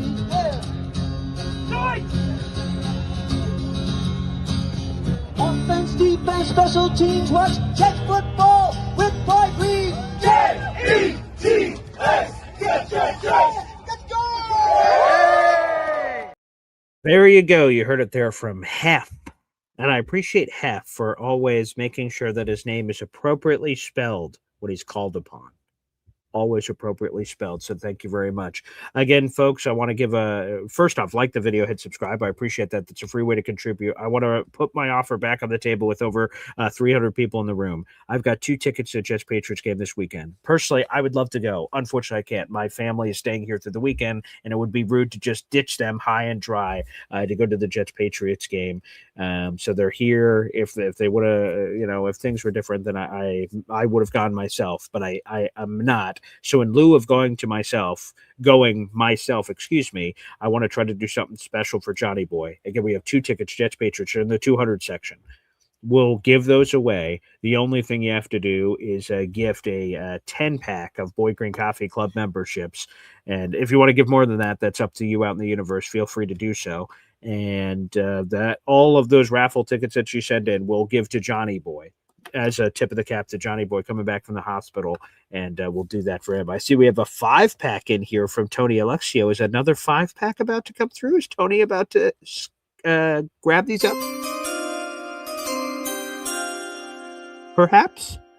Is that coming in a second? We will see. For now, let's celebrate with perhaps Kevin James. Kevin James! I just got 3 things to say. God bless our troops. God bless America. And gentlemen, start your engine! Real quick, those 5 new members to the Boy Green Coffee Club are David Barge, Bunda the Bold, Sean Wilson, Mega Sean, and Marvelous. I like what you did there. So Tony, if another 5 are coming, I suppose it's your way. It's first come, first serve. So we'll see if your 5 come in or if someone else comes in. Again, minimum 10 Boy Green Coffee Club memberships. You guys can gift many more than that if you want. Either way, those will go to Johnny Boy. So keep an eye on the chat. We'll see. And then we can immediately communicate how to get these tickets to you. So hopefully a gift to you guys and hopefully a gift for Johnny Boy. All right, let's bring it back in my cohort. That is the one and only Bob Lederer here on the program. Look at that beautiful jersey. Let's go full screen on old B.O.B. there. Look at that. Nice. What a delicious gift. That's nice. How many jerseys do you have in that closet, Bob? I have one Jets jersey. How many other jerseys? I have one New York Nets jersey. I was a big fan when Julius Erving was playing for them. Okay, all right. I have a Mets jersey that has no name on it. It's just a Mets jersey. Well, that's probably for the best with all the Mets leaving this offseason. It's probably easier to not put not being replaced by anything, important. So that's true. So that's beautiful. I love that. Yes. Talk about a winter from hell. Yeah. Oh, Max says I would come even from Florida. Well, Mac again, and no one has claimed the tickets yet, so it's all up to you. Shut up, Mac. So go ahead, Mac, or anyone out there. Again, minimum 10 memberships, but if you want to do more, you can definitely do more. And again, those will all go to Johnny Boy. So we'll keep referencing that through the show, and hopefully someone jumps all over that. That would be terrific. Hop on Pop just said Bob has his New York Knicks jersey from his favorite player from the last championship game, Noah, like Noah's Ark, because it's been so long. Well, again, January 12th, 1969, Jets win the Super Bowl. I don't know the exact date, but October 69, the Mets win the World Series. And May of 70, the Knicks win the NBA title. Well, they won it in 73, right? The Knicks? Well, they won again in 73, but in 70, when they won it the first time, I remember the school year was over, and it was no live TV because the NBA didn't want to show it locally in New York. And so I was in my backyard making believe I was, shooting jump shots and listening to Marv, do the play-by-play, and it was an exhilarating night. But the Jets winning the Super Bowl, that. As big a fan as I was of the Mets and the Knicks, as well as the Jets game just did it. Yeah, just did it. And we will. I have no doubt we will win it again. Now I'm 73, and I don't know how old I'll be. I have longevity on my side. My mom was 95 when she passed, and my dad was 92. So I've got another quarter century, and something's going to happen in the next quarter century.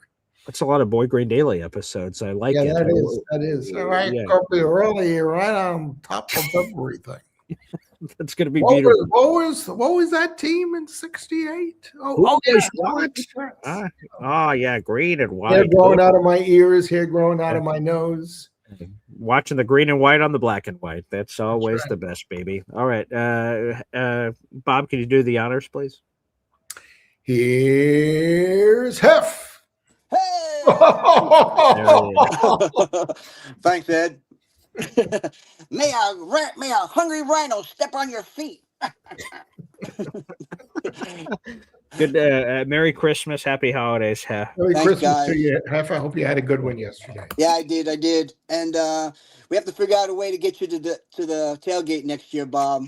Yes. Yeah, that'll be great.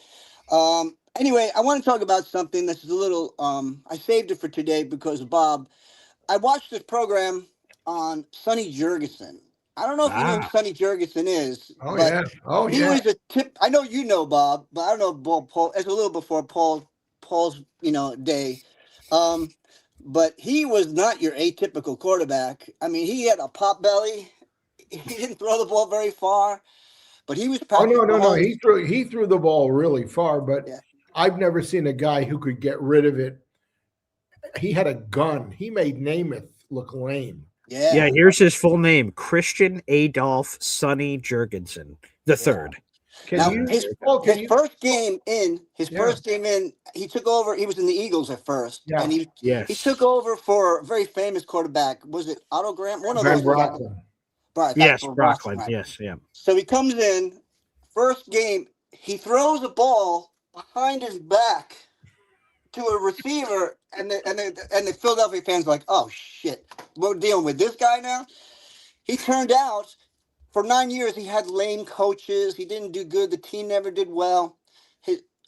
But finally, he got a coach in the name of Vince Lombardi. Yeah. And he said, Vince brought him into the room, and he said, look, I heard a lot of good things about you, and I heard a lot of bad things about you. He liked to drink. There's one thing I want you to, the drinking. I want you to know, I just want you to be yourself. Don't be Bart Starr. Just be yourself. And he was like, what? He was always used to getting a foot up his ass. So he was like, what? He goes, what did you think of Vince Lombardi? He goes, he was the best. He goes, he made the game easy and he made the game fun.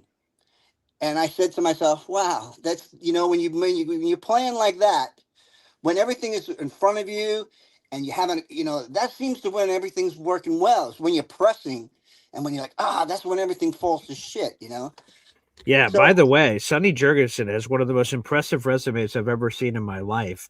So he played from 1957 to 1974 between the Philadelphia Eagles and the Washington Redskins. He won an NFL championship in 1960. He was an All-Pro 4 different times, won first team 3 times as the second team. He was a 5-time Pro Bowler. He led the league in passing 5 different times. He led the league in touchdown passes twice. He was an NFL passing rating leader once. He led the league in completion percentage once. He's part of the All-Decades team in the 1960s. He's in the Eagles Hall of Fame. He's in the Commanders Hall of Fame. His jersey number is retired for the Commanders. Unbelievable. And he's tied for the longest NFL play in history with a 99-yard passing play. Wow. He threw passes. He didn't bring the arm all the way back. No, he had bad He motion. threw the passes from here. Mm-hmm. Yeah. He had terrible motion. He took the snap, went like that. And the reason you made a great number there, Paul, he didn't lead the league in passing percentage because the NFL was not a long passing league in those days. Sonny Jurgensen threw the ball all over the field. He did lead the league once in completion percentage, 1970. It was only once. He easily could have won it multiple times, 5, 6, 7 times. He had that strong an arm and an accurate arm as well. Yeah. Oh, yeah. Totally accurate. He could hit a fly going through the midair. What was his, Paul, look back at the record for a second. What was his completion percentage for his career? Oh, for his career, it is. Let me see. 1 second. I could get that up here. I want to get a better number from Pro Football Reference. While Paul's doing that, I'll tell you, the ball, when he come out with Sonny, it was like light as a feather. The ball would get there, but it would almost stick to the receiver's hands. It was so it wasn't like, let me throw it in there and both, it was just so soft. Fran Tarkenton was like that too. He just threw a ball that you couldn't help but catch it. It would stick to you like Velcro, Yes. 57.1%. Yeah, 57.1% was his completion percentage across his career. And you just see some of these numbers and they just look video game-esque. He had 3,700 passing yards. Like that's again, we give Joe Namath credit for that 1967 season of being the first quarterback to ever throw for over 4,000 yards. In that same 1967 season, Sonny Jurgensen was right near him at 37-47.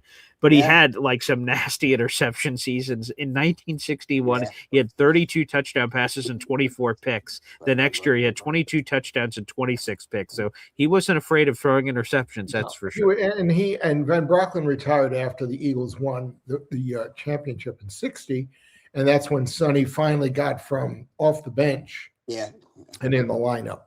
Right. But I always in my book, I make reference on Super Bowl Sunday that Namath played with the arm strength of Sonny Jurgensen and the brains of Bart Starr. Oh, that's a good combination. Yeah. One other thing, Paul, before I go, Yes, you have the Mendoza, Fernando thing. I figured if Ty Simpson starts to come up, and that you could always use the Simpsons theme. Ty Simpson.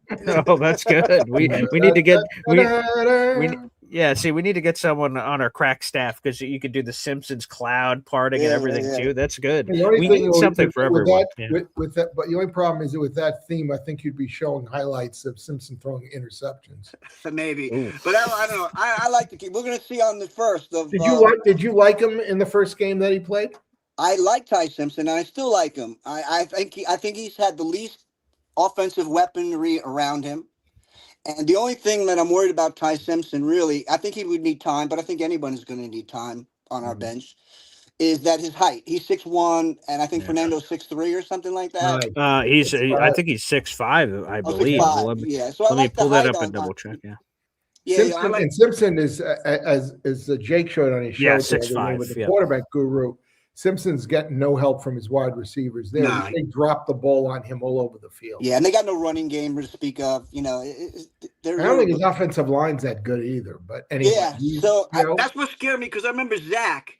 I looked at Zach and I said, "This kid can make every pass in the book. He's amazing." But then I looked and I was looking at the game tape, and he had no pressure around him. He could have had a cup of coffee back there. And his receivers were so wide open. Yeah. So I mean, there's no real judgment, because once he got to the NFL, he just folded, man. And you know, that's what I'm worried about the other guys. Hey, Paul, is there any update at all, even speculation about whether the kid in Oregon is going to stay or is he going to go? I'm glad you brought him up, because that is what I was just going to bring up. By the way, Dante Moore's 6'3", just because we're comparing sizes here. He's 6'3", and Indy says, more than a feeling. Oh, there Did you go. get that for up? That's a good one. I like that. Yeah. So it's funny. So Todd McShay, he says he had some really good sourcing like 2 months ago or something. Dante Moore's totally going back to school. Everyone stop. Oh. And then everything shifted, and everything has been saying that he's going to come out. To me, I don't think anyone knows from their ass to their elbow. I think what's going to happen is a college football playoff. If Dante Moore either goes on a literal run to a championship or a deep run, that could factor in.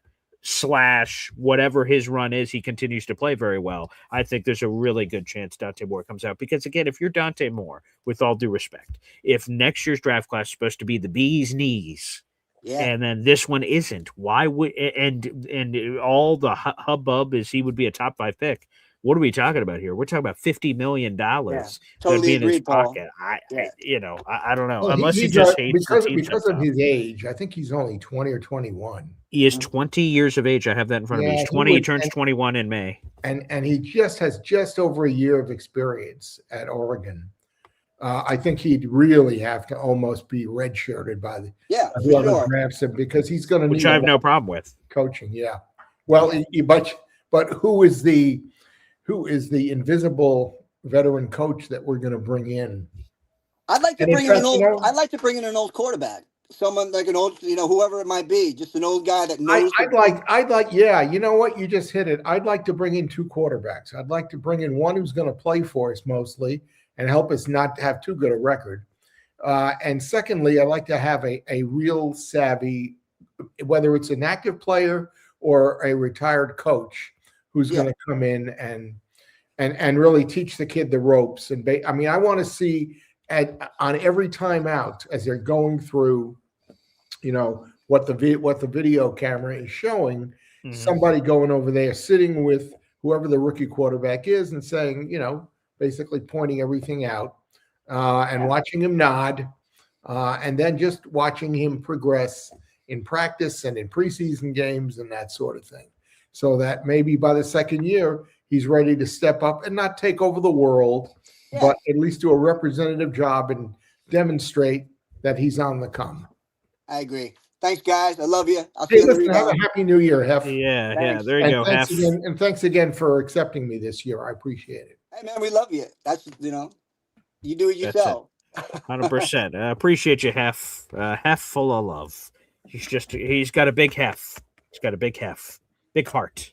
Big heart. A hefty heart. He's got a big hefty heart in there. Again, a reminder, folks, we're doing a special giveaway right now on the show. It just sort of hit me, and I said, all right, sure, we'll do it in the middle of the show. Again, I have 2 tickets to the Jets-Patriots game this weekend. They're in the 200 section. We will give those away. All you have to do is give a minimum of 10. It doesn't look like Tony Alexio is gifting more than the 5, which is fine, Tony. Those 5, you have 5 raffle tickets to our contest, so you're all set. But if anyone gifts 10 memberships or more, any of that combination of memberships will go to Johnny Boy. So he'll have a greater chance of winning our prize. He's coming out of the hospital. There'll be something really cool for Johnny. And then you, whoever is out in the audience, are getting 2 tickets dirt cheap. So they're all yours. So folks, again, if you're watching on YouTube right now and you're watching live, just hit the money sign. There's a gift channel memberships button. If you gift a minimum of 10, the 2 tickets are yours to the Jets Patriots game, and you can do with them as you please. Or you can reach out to me on PayPal or Venmo. That's on the scrolling ticker there if you prefer to not use the YouTube stuff. I know several people are in that category. That's at BoyGreen25, BOY Green the color 25. You can Venmo or PayPal me instead. And again, even if you do that, those raffle tickets will also go to Johnny Boy. So either way, this is a cool thing for Johnny Boy and also hopefully a cool thing for the fans. Maybe if you guys haven't gone to a game before or haven't gone in a while, now's a perfect time to do so over the weekend. So again, hit us up before the end of the show. That'd be terrific for these Jets Patriots ticket. If not, I'll throw it over in the Discord after and see if anyone bites there. All right, let's head back to the phone lines here. It's one of your favorites. It's Bill. Happy holidays to all. Happy holidays, Bill. How are you? It depends. I'm listening. I'm listening to subject matter and saying to myself, it's so weird. All the things that need to go right for any team to get into the Super Bowl, and we found 56 years worth of things not going right to not get us there. So it's amazing. 15 years of everything not going right just to get us into a playoff game. It's crazy. It's crazy. I think back to the Steelers of the 70s with Bradshaw. They got in 4 times and won 4 times. And then the Bills, they got in 4 times, and they should have at least come out with 1 Super Bowl, but the kicker missed the field goal against the Giants, no less. So, and Tarkenton and the Vikings got in 3 times, and they didn't win any of them. Right. It's just incredible. By the way, I wanted to say one more thing. I don't want to interrupt you, Bill, but anybody out there should go onto YouTube and just type in Sonny Jurgensen highlights and watch the way that guy played the game. Oh my God, did he have a rifle? Yeah. I sort of remember Jurgensen from the early 70s. Obviously, he was a little older then, and Kilmer was his backup quarterback during the days when the Dolphins were what is it, becoming undefeated in the early 72. The no-name Dolphins team. No-name Dolphins. But they were a talented team. There was no doubt about it. So I'm not that surprised that they won the Super Bowl that year. Now for the Jets, it's like, oh my God, I don't know what to think going forward. I would prefer that the team just wait for a quarterback to fall to them, because they have so much of the roster to fix. It's crazy, and I know free agent wise, there's not much there. So the only things that can be done would be to either do a trade with some other team for their players and the draft. And I just don't want them to start giving up all this capital and not fix the roster. That should be paramount. I was watching one of the other podcasts this week, and he had on, a name will come to me, but he had on a Giant podcaster, and they were talking strictly about a Giant Jets trade. And this guy, of course, wants the Giants to have the number 1 pick, so they're in the driver's seat. But interestingly, you'll like this, Paul. He said, I don't want the Jets to be in the top 4. I'd like the Jets to be like number 6 or number 7. Why? Because that pick as a swap will be less impactful. So you'll be able to ask for more draft capital beyond that. You're not only, if the Jets were 2nd or 3rd, you might say, okay, give us that pick. The Giants could say, Jets, give us your first pick and give us the Colts pick. Okay. But if the Jets were 6th or 7th, they might say, give us that pick, give us the Colts pick, and give us a number 2 or your number 1 next year. Because numerically or statistically, that would balance out to the number that the number 1 pick represents. What do you think of that, Bill? What do you think of that, Paul? No, I can't. No, I don't. But it makes sense from a Giants perspective. Oh, for the Oh yeah, for Giants, the sure. Giants, yeah. Oh, I If just I meant from was the a Jets Giants fan, perspective. I said let's Yeah. do it. Of course, yeah. From the As Giants a perspective, Jets makes sense. fan, But the it's Jets like giving By up the way, more. I know. it was Matt O'Leary's podcast. If you Oh, want to he go. does like a Jets Giants show every week. Yeah. So yeah, good for him. yeah, if the Yeah, Jets did that, they'd be burning AG and effigy at the stadium. It's crazy. yeah. I like I what don't Muji's mind. done so far, so I'm gonna put my faith in Muji that he'll do the right thing for the team, and we'll still be able to have some quarterback there. May not be one of the top guys, but then again, how many top guys are in this particular draft? By the way, There's not that many QBs. Paul Simpson and Fernando go head to head on New Year's Day next Thursday. So we'll have a post game the next day to talk about. That's correct, right? When does Moore and Oregon play? They also play on New Year's Day. Yeah, let me see. I do believe so. Here's the bracket. Here's all the games we have. So okay. So Oregon, Texas Tech. Yes, it's noon on the 1st. So Okay. that's and Simpson and Fernando in the Rose Bowl. Yes, Rose Bowl. That's correct. Oregon, Texas Tech is the Orange Bowl. Alabama, Indiana is the Rose Bowl. Both of those games are on January 1st. One's at noon. One's at 4:00. Okay, so they follow each other, right? So next Friday we've got a post game for all practical purposes. And we'll also have Ohio State Miami plays earlier in the week, the day before. And for the 2027 people, apparently Julian Sand is the gem of that crowd. He's a very impressive freshman quarterback. So that's the other one, yes. Okay. And then the only other thing I have to say is with regards to baseball, I hate analytics. I hate it with a passion. Yeah. Can you imagine you go to a baseball team and they look at what your resume and say, oh, all right, you have a pretty solid changeup and great curveball. Oh, you even have a screwball. Oh, that's nice. So tell me, where's your fastball around?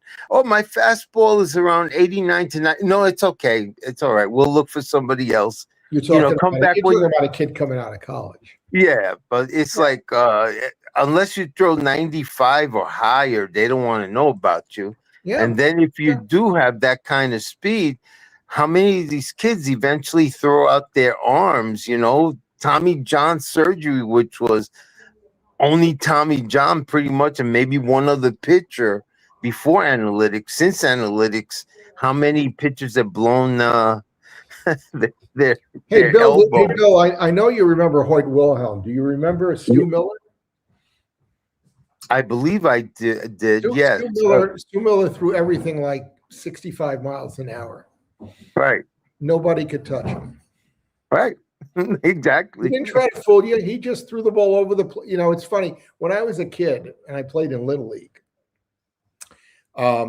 before I even signed up for Little League, I would throw the ball, a rubber Penzi Pinky, against our house's garage over and over and over again. And I even painted in a little strike zone. And I was on a driveway, so I was pitching downward slope. All right. And I was a little kid. I mean, I might have been 4'10" or something like that. So I joined Little League, and we're playing in one game that basically got me to quit Little League. We walked. I was playing shortstop, and we walked like the first 25 hitters. And the manager kept coming to the mound and changing the pitchers. And I finally went to the manager on the mound. I said, "Hey, I may be small and I might not be the fastest pitcher, but I'll throw the ball over the plate. We'll force him to hit the ball." And he wouldn't let me pitch. And that was the last game. And I decided I'm not playing Little League anymore, because if you're not going to give me a chance, when everybody else can't even throw the ball over the plate. And I knew I could. In fact, I was going to go in. I used to practice. I'm going to go in and I'm going to pitch with a delivery of Seaver. And then I'm going to switch and become Marichal. And then I'm going to come in sidearm and become Drysdale. And I could throw strikes in every one of those situations. And the kids would have looked at me like, you're nuts. What are you doing? In fact, when I was a coach years and years and years later, we had a young kid like that who did exactly that. He changed his motion on every pitch. Yeah. But he couldn't throw the ball over the plate. Yeah. You had your knuckleballers. I had Wilbur Wood and Phil Negro, Joe Negro. Yeah. So you're right. I mean, you still need a fastball because the hitters are just geared up to hit that. But you Yeah, gotta but sometimes if you have command of your fastball, I don't think you have to throw 95 to 98 miles an hour to be effective. If you have good control, you could probably get away with 88, 89, 90 miles per hour. But for 1 inning. I don't know. I doubt it. I doubt it. I have a hard time even seeing pitchers like Seaver and Ryan not being able to dominate today's hitters, the way they used to. I don't know. I just find it all crazy with the analytics stuff. I think they ruined a lot of young pitchers' careers. What do you think of the analytics in football? I don't know what to make of that. I was surprised that there was such a thing. But I know the old way was, you had Belichick disguising defenses and so on to fool rookie quarterbacks. And it seems like not too many teams do that as much anymore. So analytics may have helped to put a stop to certain types of gameplay or defenses or strategies. So I'm not sure what to make of analytics yet for football. I'm just it's just sad to see the running backs pay for it, as far as they're interchangeable. You don't need to pay them much or keep them that many years. I don't know. I don't know what to make of it. Not a happy camper with a lot of the stuff going on, even though that may be the way that they're going to go from here on in. Yeah. Bill, did you have a good Christmas? Yeah, I can't complain. Can't complain. I just have to. I'm just making it a New Year's resolution to really lose a lot of weight. I got to do that too. Yeah. I'm at 298.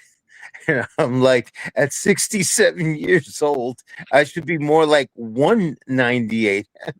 Do you have seriously? Do you have willpower? That's been my issue, but I've gotten to the point now where it's like I better find it, because this is getting ridiculous. I asked you that because I went on a diet last September, Mm-hmm. and by March I had dropped 30 pounds. Right. And it was none of that drug stuff that you can shoot yourself up with to temper your how much you eat and whatever. And basically, I went on a diet that gave me a calorie count every day, and you can get it out. You get it online through this app, and it's free. And you enter all the food you eat every day, and it automatically, even by brand, tells you how many calories you've consumed with that piece of pie or the 2 eggs you had or whatever. Right. Yeah, measuring, weighing your food. I had done. Mm-hmm. But the key is every day you get on the scale. And and I did this, and every morning where I even lost 0.2 of a pound, I said, "Oh, I made progress yesterday. I didn't eat more calories than I was allowed to. In some case, it was less." And by the way, you also get credit if you walk or get on an elliptical or whatever. You can cut down on the number of calories, or actually increase the number of calories you're allowed. You can eat. Oh, nice. Exactly. Yeah. So what I'd recommend to you, if you have that willpower, try that. It's the app is called Lose It, LOSEIT.com. Okay. Take a look at it, and you'll find out by looking at the list, because it'll say, let's say that today I had oatmeal for breakfast before I came on here, and I punched in the 2 brands of oatmeal that I had, and it said, okay, you consumed 250 calories doing that. And I said, okay, I had a cup of coffee already, and I'm going to have another cup or 2 while I talk to Paul. And coffee is almost no calories at all. The only calories that you really get there are from the milk that you might, add to your coffee. That's about it. So out of all of that, I consumed about 300 calories, and I've got 1,100 left today, which is a lot of calories. And I'm going on an elliptical after we're done here. And that I will probably save myself another 150 or 160 calories.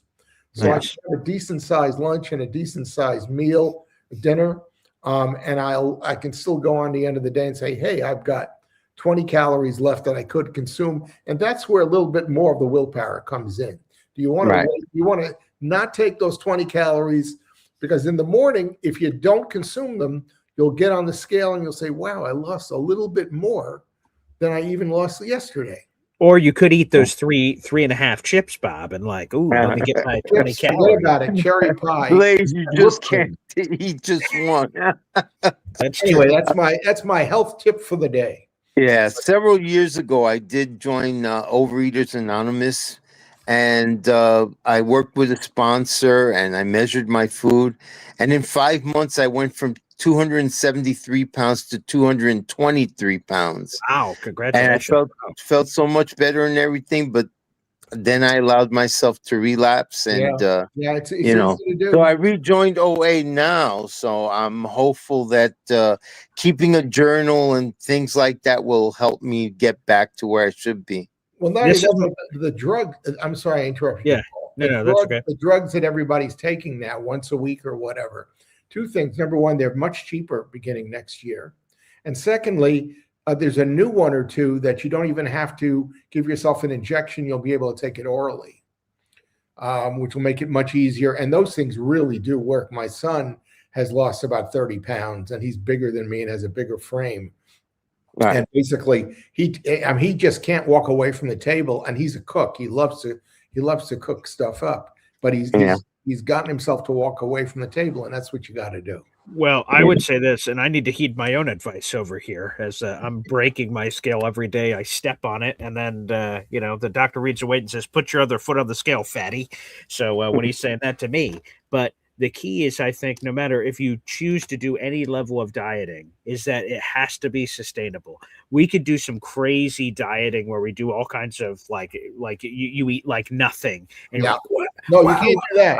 I've lost 100 pounds. And then all of a sudden, and then you're like, oh, that was pretty cool. And then you go back to eating normally and they're like, oh my God, it came back. So whatever the dieting is, it can't be too extreme or you're never going to keep it. It's not realistic to have that kind of dieting. So whatever it is, there is dieting that I'm not saying there isn't dieting out. On this Lose It app that I was talking about, if you try to put in an unrealistic calorie goal for the day, it'll say, no, that's too low.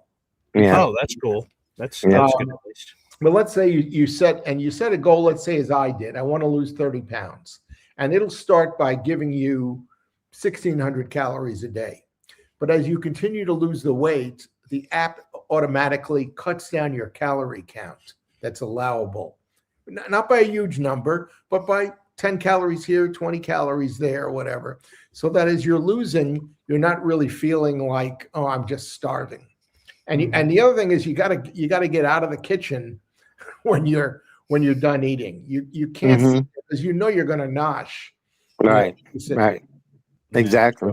That's quite a challenge. Well, good luck with your journey here, Bill. We're coming on the new year. You'll give it a shot. Let me know. Yeah, I will. And as far as the quarterback situation goes, definitely that's what's been missing the last 56 years, having that guy since Joe Namath to finally lead us to where we should be. And so I'm just hoping that we finally get over the hump with this. And I just want to see success for all the New York teams. I'm a New Yorker, and I've always been my attitude has always been, well, if the Mets don't make it, the Yankees will. If the Rangers don't make it, the Islanders will. I've never believed that you hate the other New York team. It's like, hey, I have the Dodgers in baseball I can hate. Why am I going to hate the Yankees for crying out loud? Best of luck to. I'm a Mets fan. When I moved to Chicago and the Yankees played in the World Series, I rooted for the Yankees. Why am I going to root for the Dodgers? Why am I going to root for Houston against the Yankees? I mean, what's the purpose? Right. And my thing is I got to see Seaver and Mickey Mantle. I mean, I can't So many great players. Reggie Jackson, both pre-Yankee and Yankee. Yeah, it's been great. So I do hope that all the New York teams are successful to make their respective fan bases very happy for the new year. You don't like the Giants. You don't like the New York Giants, though. I don't hate the Giants. No? Why should I hate the Giants? No. Okay. I All like right. Phil Simms. I thought, and Well, yeah, I admire. and Lawrence Taylor was a beast. I like Taylor. I wish the Jets had something. Yeah. Gastineau may be the closest thing to Taylor, but I had nothing against the Giants. Like I said, I'm a true New Yorker. I love the New York teams. Because again, it brings the championship to New York. I'll take it. Doesn't matter which one it is. Yeah. Healthy and happy New Year to everyone out there. Much success to your favorite team, whomever it may be. Take care, all. Have a good one. Bill, have a happy New Year. Yeah, thank you, Bill. Wow, that's a good place to put a bow on this. Bob, happy holidays to you. Happy holidays to everyone out there in the universe. That is spectacular. Wow, we covered a lot of ground on that show, from weight tips to quarterbacks to coordinators to this, that, or the other. It's going to be interesting, Bob. We only have two of the football game versions of having games to talk about, which breaking down all that Jets Patriots rematch today, X's and O's, was obviously a key part of today's show. And then next week, the final against the Buffalo Bills. That's it, Bob. That's it. Well, as I called in last Sunday and talked about the sweet, stale smell of frustration and screwing up, I'd like him to play competitively on Sunday and lose. I don't want to see him get slaughtered. That'd be embarrassing. I'm afraid what's going to happen. But hey, look, in the end, I hate to keep harping on it, but the tank train is where we got to be. And I'm not too worried that they're going to find a way to beat the Patriots.